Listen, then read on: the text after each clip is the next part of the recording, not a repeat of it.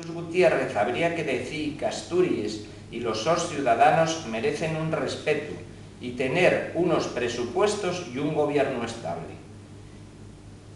Y si la razón para no tenerlos va a ser la oficialidad en el estatuto, la solución es fácil: reconocer los derechos lingüísticos de los asturianos y asturianes en un ejercicio de responsabilidad política y de madurez democrática.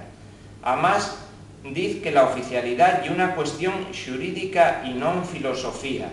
Y es cierto, un ciudadano no puede en Asturias en 2008 utilizar la su lengua en el ámbito privado, no puede formalizar el su matrimonio en el registro civil na lengua na que previamente, con suerte, fue casado en un ayuntamiento, no puede hacer un contrato de compraventa, la declaración de la renta o un testamento.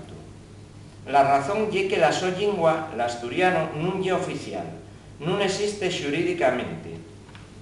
Esto non é filosofía, como dice el secretario de organización de la Federación Socialista Asturiana.